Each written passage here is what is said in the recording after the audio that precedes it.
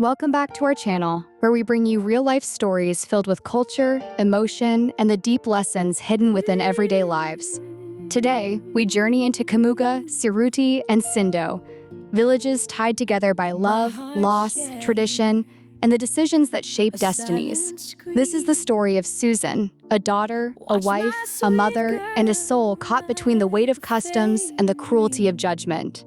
In Kamuga, there stood a homestead that many admired from afar.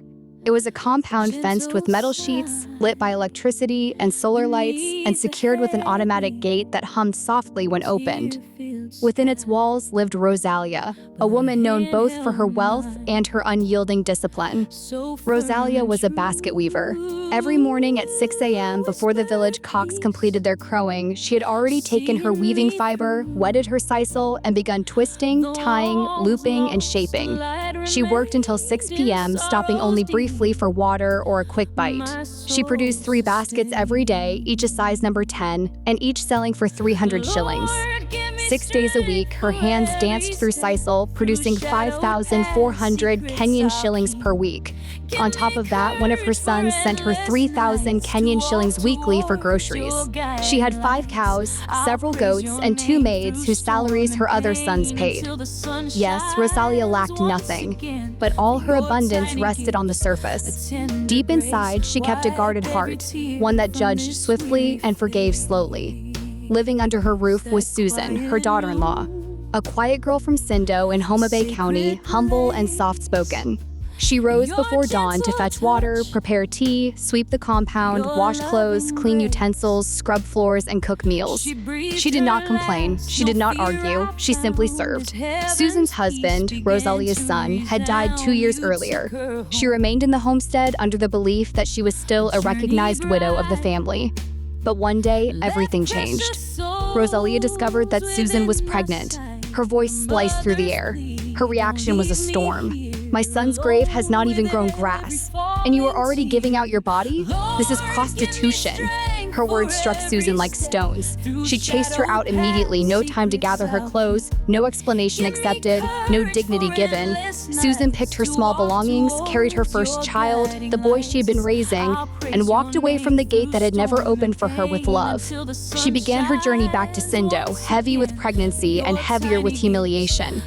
Along the way, her health began to fail. The road was long, rough, and unforgiving. By the time she reached Sindo, she was too weak to stand. Her mother rushed her to a hospital in Homa Bay. For 6 months, Susan lay in a hospital bed, her mother by her side every day, feeding her, washing her, praying for her, but her condition worsened. When the day of childbirth came, Susan was too weak. She died giving birth to twins, a boy and a girl, 2 little souls who entered the world in tears while their mother left it in silence. Now came the battle of customs. Among the Luo, a married woman cannot be buried in her father's homeland, even if her marriage was come we stay as long as she had lived as a wife. She must be buried among her husband's people, but only if the bride price, dowry, and marriage customs had been completed. Rosalia had postponed the bride price rituals for years. Even at her own son's funeral, she promised, "We shall complete the ceremony soon," but she never did. So when Rosalia arrived to claim Susan's body, the elders of Sindo stood their ground.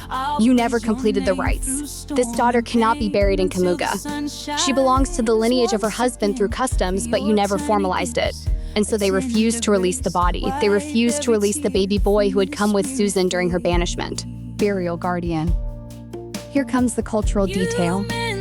In Luo land, when a married woman cannot return to her husband's people due to incomplete rites, she may be buried by a fraternal aunt, but only if the aunt is from the same paternal clan as the deceased woman.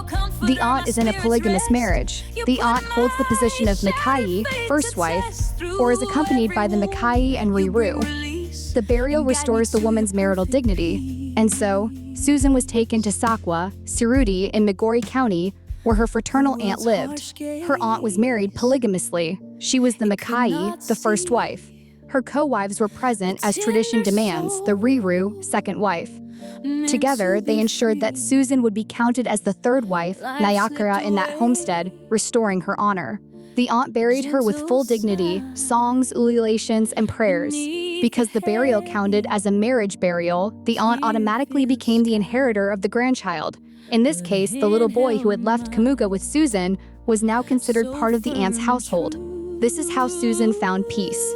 Back in Kamuga, Rosalia continued with her weaving, but her heart was never the same. Her 3 remaining sons waited for their nephew. Rosalia waited for the body to be returned. They waited and waited, but Sindo, and now Sakwa Siruti, never gave in. To this day, the boy remains there, loved, protected, and carried by the lineage that honored Susan when Kamuga did not, with Rosalia daily. 1. Moral of the story.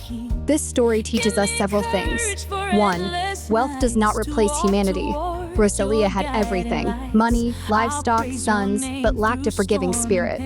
2. Customs are powerful. Even the richest homestead cannot override tradition, especially when promises are broken. 3. Words can destroy lives. One accusation, spoken in anger, pushed Susan into a path that ended her life. 4.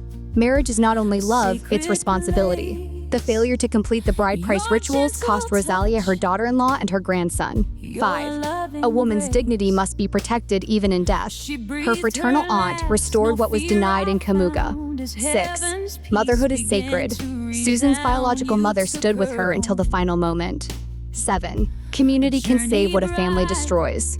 Sakwa Siruti became her final home. Souls within my sight, a mother's plea, don't leave me here alone with every falling tear.